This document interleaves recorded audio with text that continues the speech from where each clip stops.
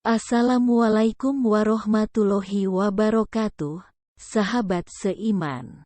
Dalam agama Islam, sholat merupakan salah satu ibadah wajib yang harus dikerjakan sehari-hari oleh umat muslim.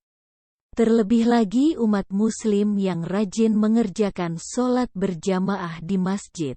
Mengenai tentang sholat berjamaah, di sini admin akan menceritakan kisah seorang pemuda buta yang diantar iblis pergi ke masjid.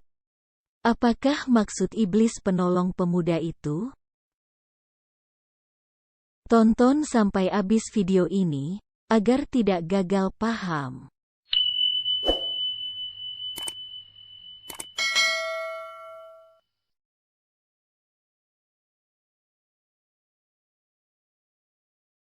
Seseorang yang bernama Abdullah, suatu hari datang kepada Rasulullah Shallallahu Alaihi Wasallam meminta izin untuk tidak pergi sholat berjamaah, karena tidak ada yang membimbingnya ke masjid.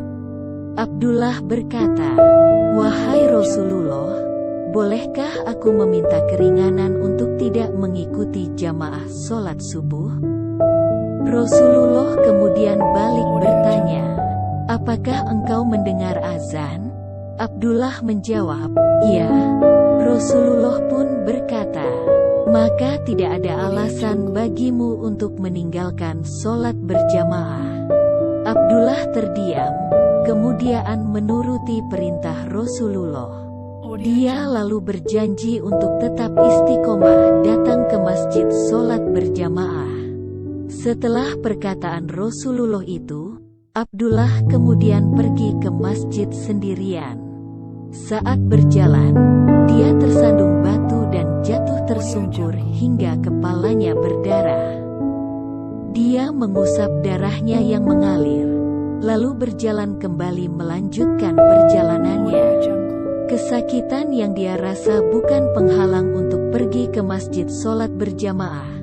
Tiba-tiba terdengar suara seorang pemuda menawarkan bantuan. Pemuda itu menawarkan diri untuk menuntun Abdullah ke masjid, dan bahkan menungguinya lalu mengantarnya pulang. Abdullah merasa bersyukur, dan berpikir Allah telah mengirimkan penolong untuknya. Bukan hanya mengantarkan Abdullah sekali, tetapi setiap hari pemuda itu menuntun Abdullah ke masjid dan menungguinya dengan sabar hingga selesai sholat, lalu menuntunnya pulang ke rumahnya lagi. Abdullah sangat bahagia ada seseorang yang selalu menuntunnya dengan ikhlas tanpa meminta imbalan. Anehnya pemuda itu tidak pernah memberitahu namanya.